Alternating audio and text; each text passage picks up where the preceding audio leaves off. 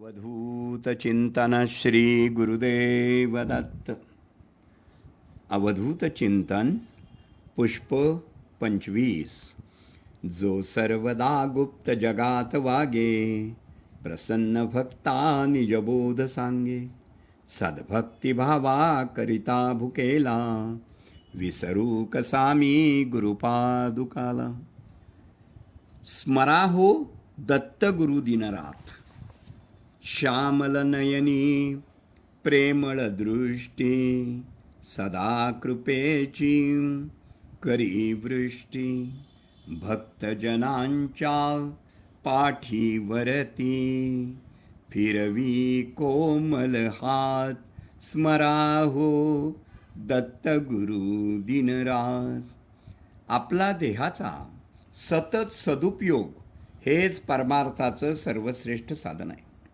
मनुष्य जन्माची सार्थकता मनुष्य देहाकडून सत्कर्म, सदाचार, सदुपयोग, सद्वर्तन होण्यानेच होते. दत्त नावात जी जादू आणि विश्वास आणि श्रद्धा आहे की भक्तांनी हाक मारताच धावून जाणारे या त्रिभुवनी दत्तगुरूंशिवाय अन्य कोणतेही दैवत नाही. म्हणून दत्तगुरूंना स्मर्तृगामी या बिरुदानेच आळवणी केली जाते. तुझविण अन्य नसे दुजा कोणी, तू तारणहार या त्रिभुवनी. दत्त महाराज यांचा सिद्ध व प्रासादिक मंत्र कोणता? तर ओम द्राम दत्तात्रेयाय नमः हा दत्त महाराजांचा बीजमंत्र आहे. या प्रत्येक अक्षरातून ध्वनिकंपने होतात. या ध्वनिकंपनाचा सार्वत्रिक परिणाम होतो. या ध्वनिकंपनाच्या शास्त्राचा अभ्यास करून आपल्या ऋषीमुनींनी मंत्र व बीजमंत्र निर्माण केलेले आहेत. मंत्र हे स्तुती, स्तोत्र, नमस्कार, आवाहन, प्रार्थना स्वरूपात असतात.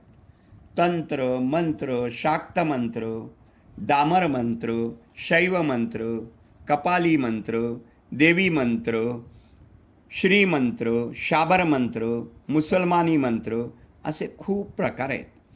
जारण मारण, स्तंभन मोहन, उच्चाटन, वशीकरण इत्यादी मंत्र प्रकार असतातच. या मंत्राची शक्ती एकाच अक्षरात किंवा वर्णात संक्षिप्त करून केलेले बीज मंत्र आहेत. देवी व देव, शक्ती, शिव, गणेश, दत्त असे अनेक देवांचे बीजमंत्र आहेत. या बीजमंत्रात त्या देवाची शक्ती असते. त्या बीजमंत्र उच्चार करताच त्यातूनही देवांची शक्ती कंपनं बाहेर निर्माण होतात.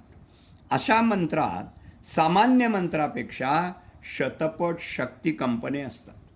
तो बीजमंत्र हा अतिशय प्रभावी असतो.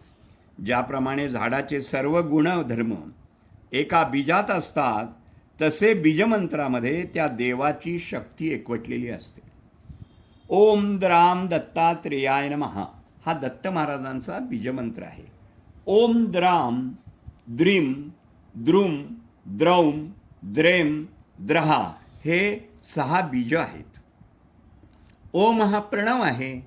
विश्वनिर्मितीच्या वेळी निर्माण झालेला पहिला ध्वनी म्हणजे ओंकार होय. कोणत्याही मंत्राचे पुढे लावला तर तो मंत्र अधिक प्रभावी होतो. ध्वनी कंपने अधिक निर्माण होतात. द्राम यामध्ये द, रम, अ, मम हे वर्ण आहेत. यामध्ये पंचमहाभूते एकत्र आहेत. पंचमहाभूतांची पंचतत्वे आहेत व त्या शक्ती एकत्र आहेत. रज, तम, सत हे गुण एकत्र आहेत. या मंत्रातून निर्माण होणाऱ्या कंपनाच्यामुळे दुःख, दारिद्र्य, दंभ याचा नाश होतो. सात्विक भाव निर्माण होतात. जो स्वतः आकाश वस्त्र परिधान करून सर्व संग परित्याग करून सर्व काम, क्रोध, लोभ, मद, मोह, मत्सर यांचा नाश करून वैराग्य वृत्ती धारण करून व्याघ्रचर्म परिधान करून भक्तांच्या व्यथा दूर करण्यासाठी, भिक्षेच्या निमित्ताने भक्तांचे कल्याण करण्यासाठी संचार करीत आहेत, असे दत्तात्रय यांना नमस्कार असो. या महान दत्तमंत्र आहे. या मंत्राच्या पठणाने सर्व सिद्धी मिळतात, मनोरथ पूर्ण होतात, दुःख दारिद्र्य नष्ट होतात आणि सुख आणि शांती संपत्ती प्राप्त होते. खरोखर दत्त सोपा नसतो बरं का. दत्त म्हणून दरवाजात उभे राहतो. परीक्षा म्हणजे सत्व. देहात कचरा भरपूर भरलेला असतो ठासून. गुण अवगुण कृती विकृती सगळे मोहपाश गच्च बांधून ठेवलेले असतात. दत्ताला मात्र फक्त सत्व असतं. देणार कुठून आणि कसं?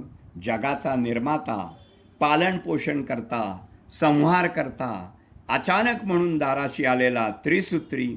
काय देणार तुम्ही या महाशक्तींना? आहे काय तुमच्याकडे? पळभर थांबतील, नंतर पाठ फिरून निघून जातील. आहे का काही असं जे या तिघांनाही बलुत्यात घालून जोजवेल छातीशी घेऊन? दत्त सोपा नसतो. सत्व हवं असतं त्याला. आज या मार्गाने, उद्या त्या मार्गाने भजाल, पोथ्या पुराणे श्लोक मंत्र आरती नैवेद्य लोटांगणे घालाल, परीक्षा चुकणार नाही. माय बाऊली म्हणत भोकाड पसरलं तरी काय वाटतं? त्या साऱ्यांच्या अथांग जोळी स्वतःला ओवाळणी करून घालाल, बघा नंतर माघारी फिरायचं नाही बरं का.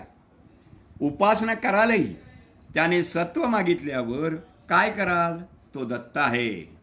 तुका वाण्याने सत्कर्माची सगळी जमापुंजी बुडवली पाण्यात. सगळे सत्व बुडून दिगंबर झाला. त्या गर्भार पाण्याने जे काही अमृतानुभव त्याच्या ओंजळीत परत दिले, अजरामर झाला. तुमची गाथा अशी लिहिली जाते.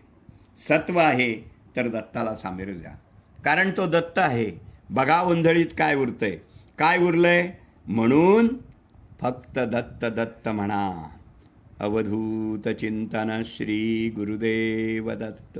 शुभं भवतु शुभं भवतु शुभं भवतु.